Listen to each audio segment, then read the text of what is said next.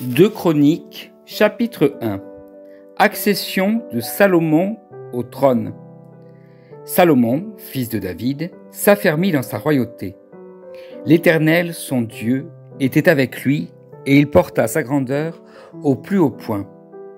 Salomon donna ses ordres à tout Israël, aux chefs de milliers et de centaines, aux juges, aux princes de tout Israël, aux chefs de famille, et il rejoignit avec toute l'assemblée le haut lieu qui se trouvait à Gabaon. Là se trouvait la tente de la rencontre de Dieu, fabriquée dans le désert par Moïse, le serviteur de l'Éternel. Quant à l'arche de Dieu, elle avait été transportée par David de Kirjath-Jéarim à l'emplacement qu'il lui avait préparé. Il avait en effet dressé une tente pour elle à Jérusalem. Là se trouvait aussi devant le tabernacle de l'Éternel l'autel de bronze qu'avait fabriqué Bethsalel, fils d'Ouri et petit-fils de Our. Salomon et l'assemblée recherchèrent l'Éternel. Et ce fut là, sur l'autel de bronze, qui se trouvait devant la tente de la rencontre, que Salomon offrit 1000 holocaustes à l'Éternel. Pendant la nuit, Dieu apparut à Salomon et lui dit : « Demande-moi ce que tu veux que je te donne. » Salomon répondit à Dieu : « Tu as traité avec une grande bonté mon père David, et tu m'as établi roi à sa place. Maintenant, Éternel Dieu, tiens la promesse que tu as faite à mon père David, puisque tu m'as établi roi sur un peuple aussi nombreux que la poussière de la terre.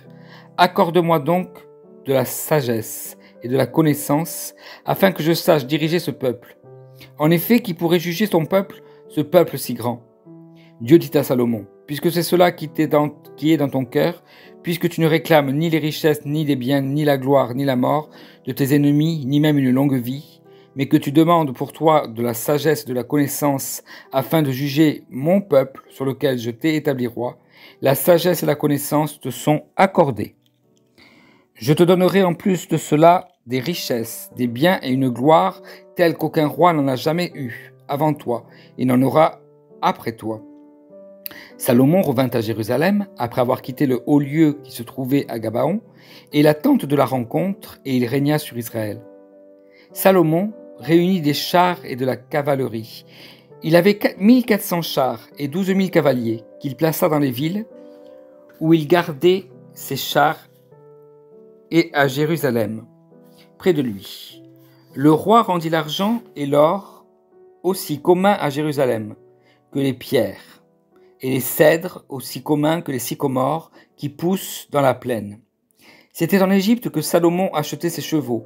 Une caravane de marchands du roi allait les chercher par groupe à un prix fixe.